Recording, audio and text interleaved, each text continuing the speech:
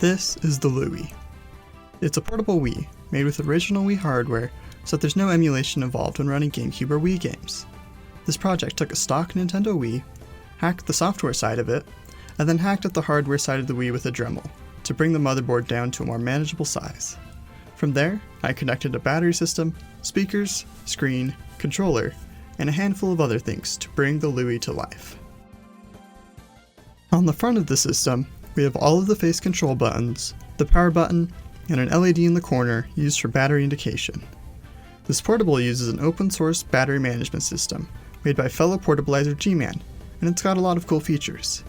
The system has a total of 4 modes. The 2 simple ones are simply either LED off, or to let the LED do an RGB fade, but the LED can also be used to show what percentage the battery is at. If the LED is green, then it's full, and fading closer and closer to red indicates the battery level decreasing. The last mode is a shipping mode, which makes it so the system can't be turned on until you plug in the charger. This is very useful when traveling with it, as you don't have to worry about the portable accidentally turning on and draining the battery.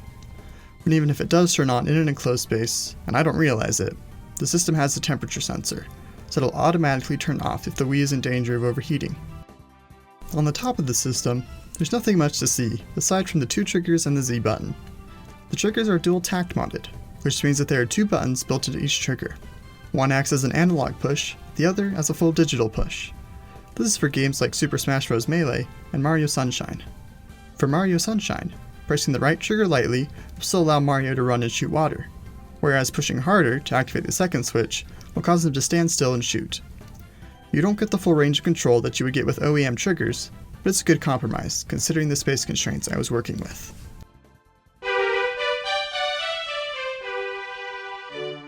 The back of the portable has a piece of art fitting the Louii theme of the portable, and a fan intake vent. As you can tell, I'm not much of an artist, but this piece of art was my own idea and design, so I'm proud of that at least.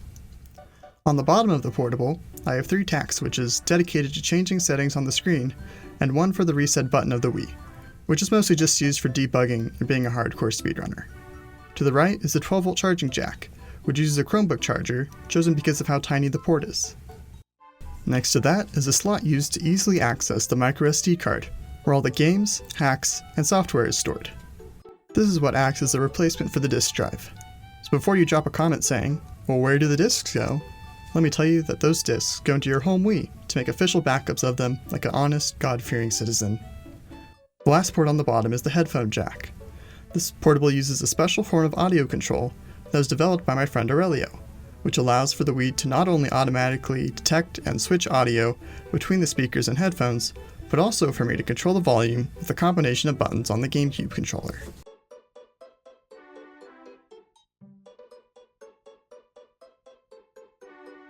In terms of battery life, the Louii gets between 4 and 5 hours of battery life, which is more than my Switch can say.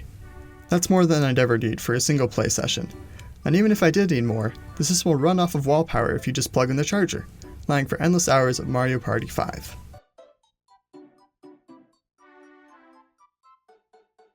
The controller built into the system is a GameCube controller, because it's the easiest controller to implement, and GameCube games are what this portable is going to be used for the most. That being said, Wii games are certainly still playable. A couple of games work natively with the GameCube controller, while others will require using an external Wii remote. For a sensor bar, you can just use a wireless sensor bar. Playing games with an external Wii remote definitely hampers the overall experience though. Outside of this footage I'm recording now, I can guarantee that I'm never going to do this again. However, there are projects in the work to remedy this. Aurelio, the same guy who did the fancy audio amp, is developing a hack that allows emulation of the Wii remote with a GameCube controller, and allows you to configure the button mapping on a game-by-game basis. This hack is very much in a beta state right now, only accessible through his Patreon, but it's a decent solution for games like Super Mario Galaxy right now, and lots of other games in the future, as the hack is fleshed out and stabilized. The system is primarily for Wii and GameCube games, but through emulation and the Wii Virtual Console, I am also able to play a ton of NES, SNES, and N64 games. N64 emulation is admittedly somewhat sketchy on the Wii, but I never have any issues when using the Virtual Console versions. And yeah, if you really want to use a portable Wii to play Game Boy games, you can in fact do so. So why did I choose to theme this portable after Pikmin? Well, Pikmin has always been one of my favorite Nintendo franchises. ranking not all that far behind Mario and Zelda, and I've been wanting to do a Pikmin-themed portable for a while, seeing as Nintendo has yet to grace us with a portable Pikmin game.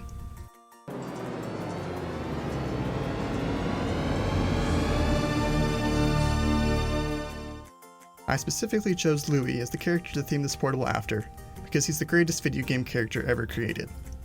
Also, because I've had this can of blue spray paint sitting around for over a year. I may have been a child of the Wii era, but I have fond memories of playing Wind Waker and Four Swords Adventures at my grandma's house, playing Mario Party 5 in the attic of my dad's work, of repeating the first 10 or so shines in Super Mario Sunshine over and over again because I couldn't beat anything past that. And this nostalgia is what has driven me to become so passionate about portabilizing. The thing you should know about this hobby is that you don't need to know anything about electronics to get into it. I started to really get into portabilizing as soon as I turned 16, knowing nothing about electronics and only having a rough understanding of hacking video game consoles. It took me almost a year and a half to build a good portable, but this hobby is a very fulfilling one. If you're one of those people who's thinking, man, I'm too dumb to ever do anything like this, trust me, you're not. You will need to be willing to spend some money, take a lot of advice, and spend some time practicing and learning. But anyone can be a portabilizer if they put their best effort into it. It will take a lot of effort though, so if you just want the final product, I am taking commissions. Fair warning though, for the same price as a commission, you could buy yourself a Nintendo Switch and a bunch of games for it. If you've got serious interest though, I would love to stop cleaning toilets and start cleaning out your wallet.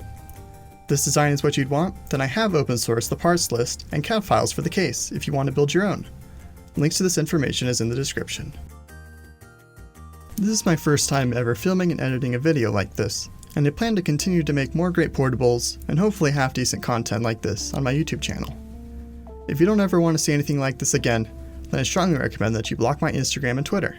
Links are in the description. And if you do want to see more behind the scenes stuff and previews between full videos, then I, along with 9 out of 10 optometrists, would recommend not looking into the sun, as that does in fact cause blindness. Until next time, have a great life.